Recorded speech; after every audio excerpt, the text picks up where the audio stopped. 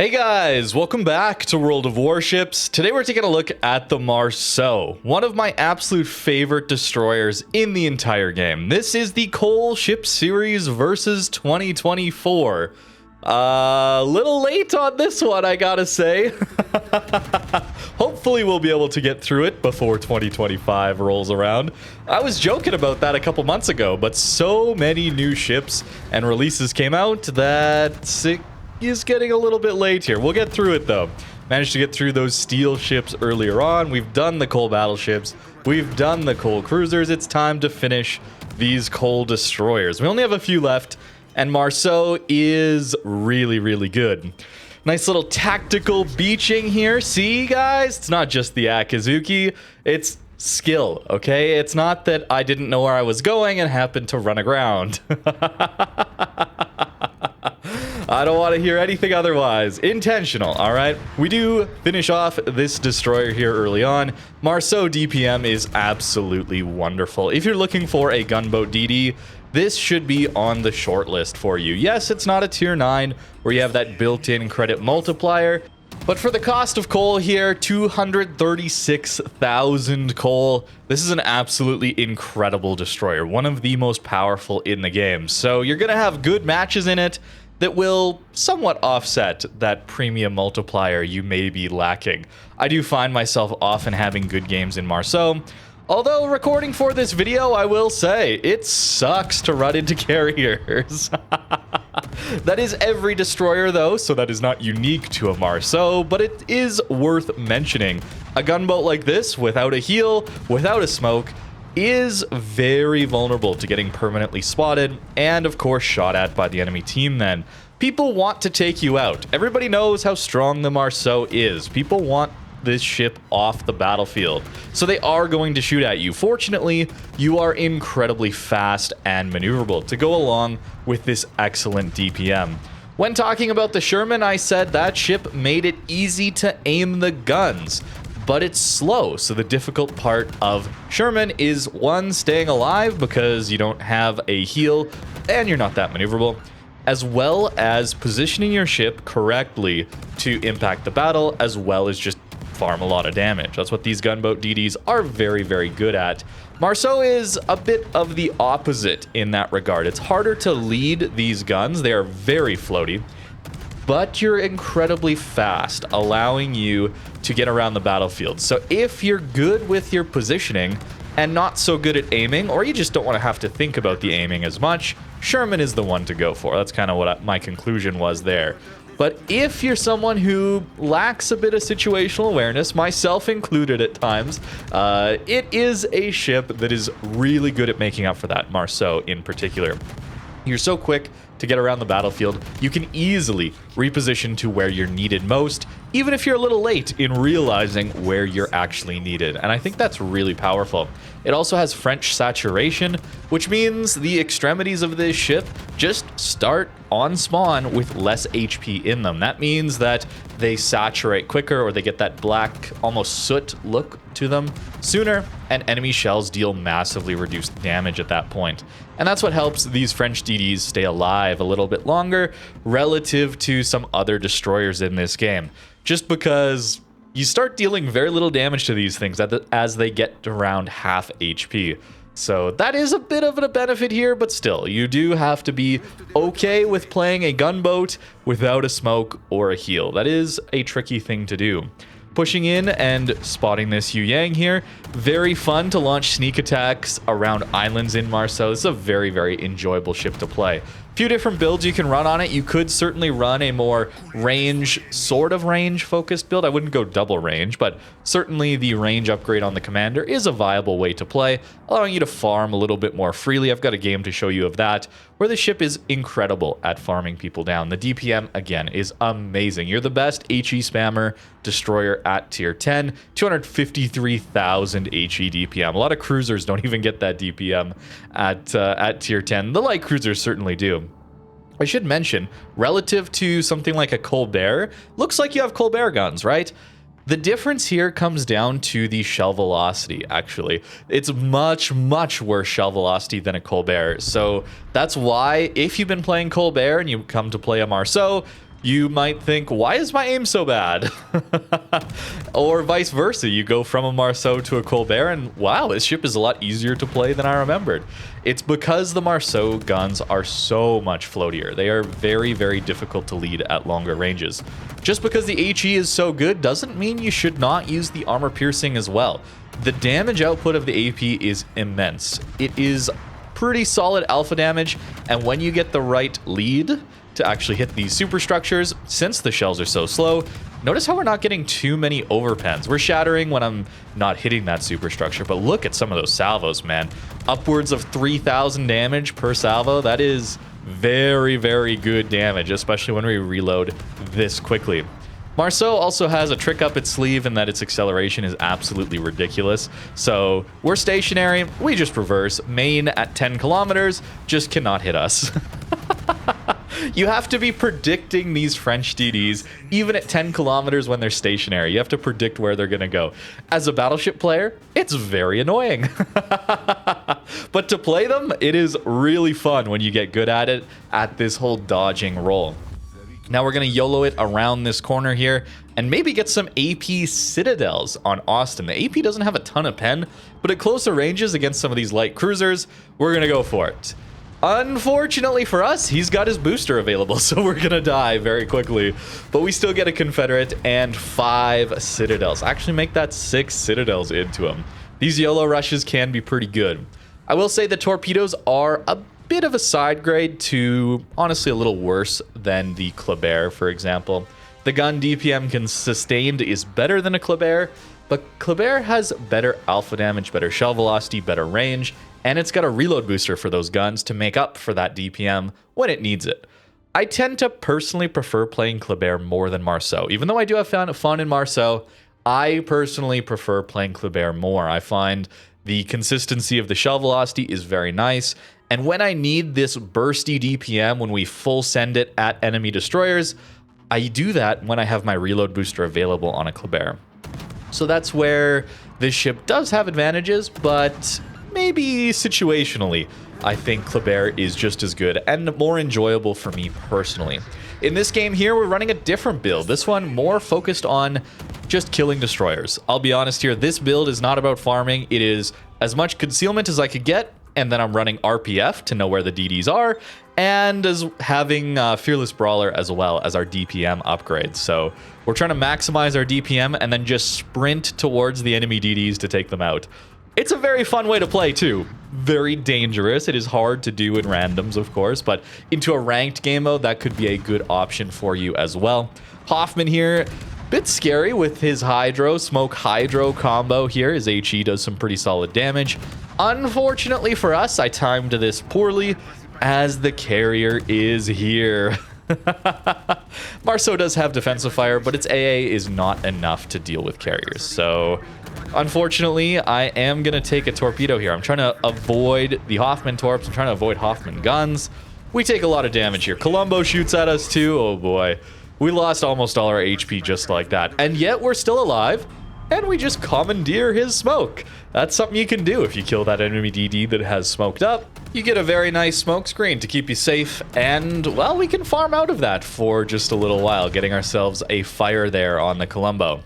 We're going to wait for this flood, our damage control as well. We're going to play a little bit safer here. Our RPF lets us know those destroyers aren't particularly close to us, even though we do see a smoke screen popping up there. We know the Colombo is still closer to us.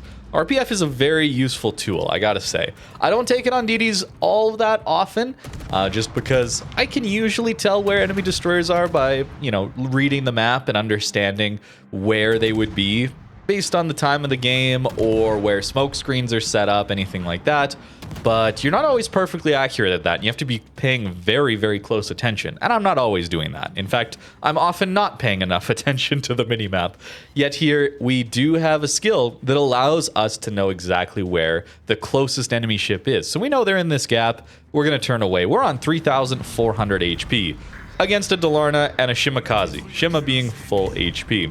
Shima's got surprisingly good guns, and yet, look at us weave. This thing can dodge like almost nothing else. It is so, so good. It's very difficult to take out a Marceau that is kiting like this as an enemy gunboat, or even Shimakaze like this. We just haven't even taken damage yet. It's a good DD, man. It is really, really fun. But these torpedoes, I should probably mention a little bit more about them. Kleber gets 18,400 alpha damage, and we only get 14,800. So we lose a lot of damage output. Cassard also gets pretty monstrous damage output. That one's got a variable damage, but just to compare to some of these French DDs at tier 10, our speed on these torps is only 60 knots, where Kleber is 75, Cassard 72, which means they're even harder to hit. We do have a nice little range buff, 9 kilometers versus the 8 kilometers we see on the Kleber. Cassard, of course, 13.5. So really, Marceau does not have the best torps. Even for YOLOing, they are not all that amazing. They can work, don't get me wrong, they can work, but they're so slow. One of the main key benefits about Kleber YOLOs is that the torps reach the enemy ship incredibly quickly and do much more damage. The torp angles are excellent though, as we see here. We'll launch a preemptive torp towards the Dalarna. We know he's closer than Shima, so he's right around this corner. Try and use our guns to finish the Shima off. Dalarna pops up, and maybe we get one more torp launch before we go down. And we do die there. Notice how many salvos it took him to take us out though on 3k HP. That's that French saturation. It just keeps you alive a little longer than anybody really expects, unless you're super used to fighting French DDs. It's kind of surprising. And guess what? We get ourselves a Kraken. 60k damage for a Kraken? Is that some kill securing I see? Or perhaps all of our damage was pretty much against destroyers. And because of that, we do get rewarded rather well for it. So a bit of a different build there than the farming randoms build you could run, and I honestly would probably normally run, where instead of taking things like RPF, I'm taking a little bit of extra gun range on the main guns, for example. Here we see we got a kill on Colombo because of that fire, but most of our damage was into those destroyers. It's a fun playstyle in and of itself. It's just very tricky to pull off in random battles, at least when you're by yourself. Having div mates to help support you is very, very useful. In the last game I have to show you here, I am running more of a farming build, and we have some battleships pushing in to farm. Oh boy, you love to see it. A GK, oh, such a juicy target to go after. Massive superstructure, allowing us to get full pens, lots of fire damage, of course, as well. So in this case, we do have quite a bit of range. Look at that, over 13 kilometers of range. Our shell velocity is kind of terrible, but at least into a GK, we should hit most of our shells. You'll have to forgive me here. This was one of the earlier matches I had recorded. In fact, a while ago. I maybe recorded this game, some of these games over a month ago at this point. Yeah, it's been a bit of a weird end to the year, I gotta say, when these videos are coming out. But we're getting through it. We're getting through it. We're getting the content out there for you guys. But some of my aim is not perfect here. It takes a lot of practice to get used to Marceau aim.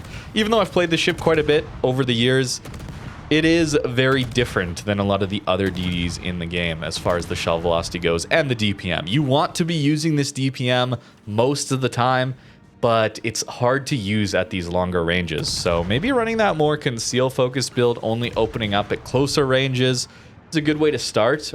You can very easily, myself included, I can get baited into shooting my guns and kiting to these further ranges to play a little safer outside of secondary range, for example. A nice benefit of this extra range.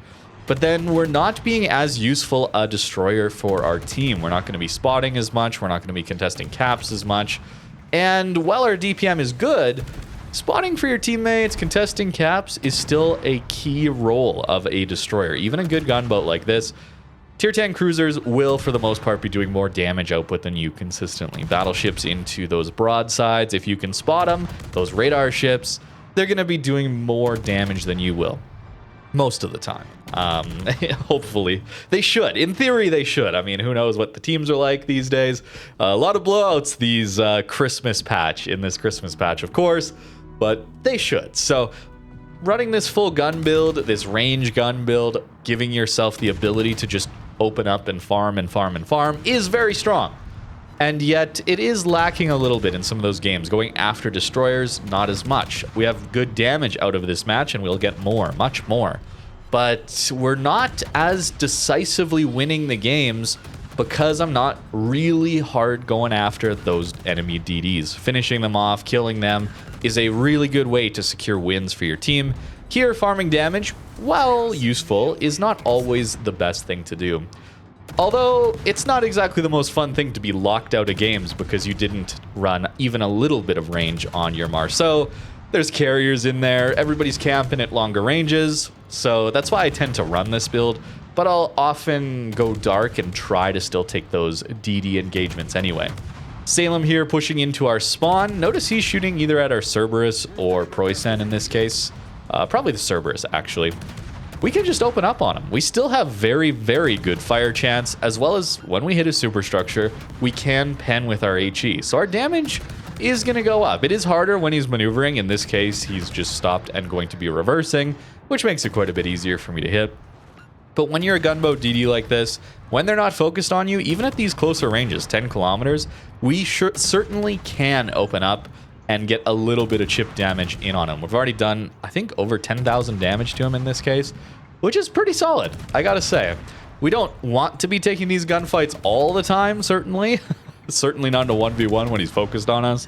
We'd prefer to do that if we have to with our speed boost available. That speed boost is absolutely monstrous, of course. That nice 20% speed boost for 180 seconds. It's really your lifeline as well, where a lot of other ships will either get a smoke or a heal, for example. This ship relies on its speed and that French saturation if you do end up taking a hit to stay alive. So timing this engine boost for when you're making that aggressive play is really, really powerful and a great way to save yourself a lot of HP. Pushing around the island here, I'm willing to give up this cap in this case, even though they're still ahead on points. We got ourselves another nice close game here. Again, those don't happen as much this Christmas update, but you do get them every once in a while. We managed to take out the Shimakaze. He was turning for his torps. I'm not sure if he got them off, but we're still going to go towards his stern where he didn't have a torpedo angle, just to make sure we don't eat torps. That's a great way to lose a Marceau, a really good Marceau game, is to just take the random destroyer torps because you don't have that hydro. And if you're pushing into where destroyers are, well, DD torps are relatively quick, of course. And when you're pushing towards them at over 50 knots, suddenly there's not a lot of reaction time. I've eaten more than my fair share of torpedoes that way. I suppose it would be a fair share considering just positioning. I would probably deserve to take them in a lot of those cases.